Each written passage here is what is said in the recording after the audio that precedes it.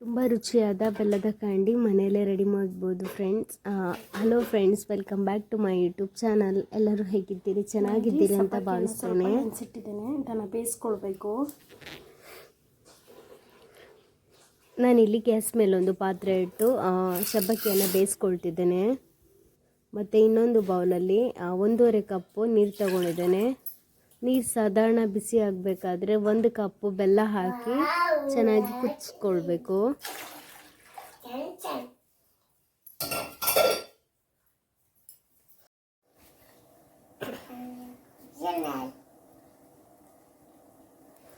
ನೀರು ಬಿಸಿ ಆಗ್ತಾ ಉಂಟು. 1 ಕಪ್, ಯಾವ ಕಪ್ಪಲ್ಲಿ ನಾನು ನೀರು ತಗೊಂಡಿದ್ದೇನೆ ಆ ಕಪ್ಪಲ್ಲೇ ಬೆಲ್ಲ ಹಾಕ್ತಿದ್ದೇನೆ.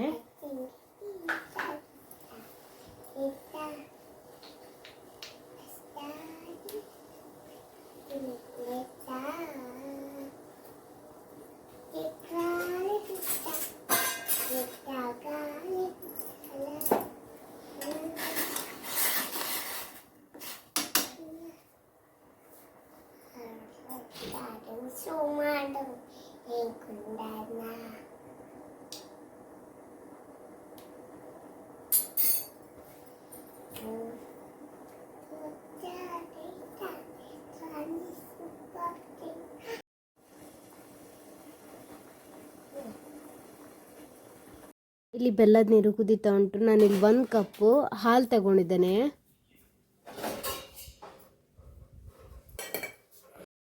ಈ ಬೆಲ್ಲದ ನೀರನ್ನು ಶೋಧಿಸುವ.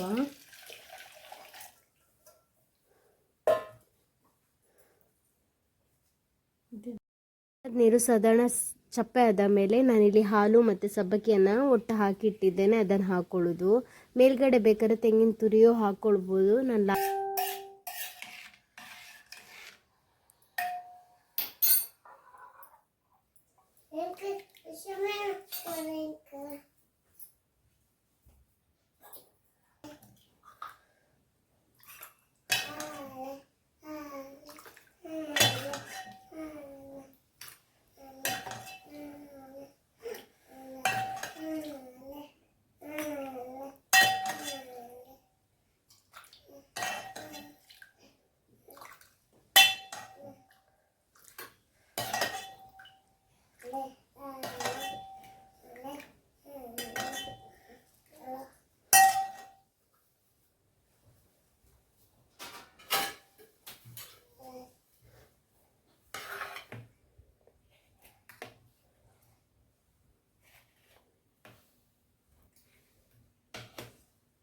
ಇದನ್ನು ಫ್ರಿಜ್ಜಲ್ಲಿ ಇಡಬೇಕು.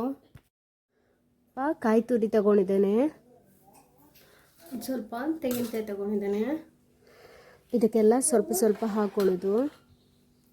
ಮತ್ತು ಸ್ಟಿಕ್ ಹಾಕಿ ಸ್ವಲ್ಪ ಹೀಗೆ 1 3 ರಿಂದ 4 ಗಂಟೆ ಫ್ರಿಜ್ಜಲ್ಲಿ ಇಟ್ಟರೆ ಬೆಲ್ಲದ ಕ್ಯಾಂಡಿ ರೆಡಿ.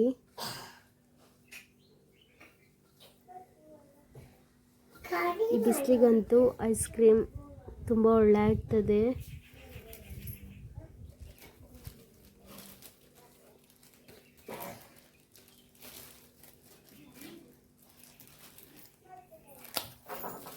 ಇದು ಫ್ರಿಜ್ಜಲ್ಲಿ ಇಟ್ಟು ನಾನು ತೆಗೆದಿದ್ದೆ ನೋಡಿ, ಆಗಿದೆ.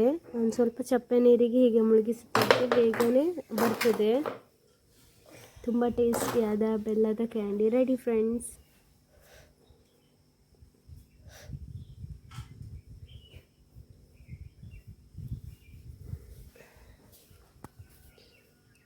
ವಿಡಿಯೋ ಇಷ್ಟ ಆದರೆ ವಿಡಿಯೋಗೊಂದು ಲೈಕ್ ಮಾಡಿ.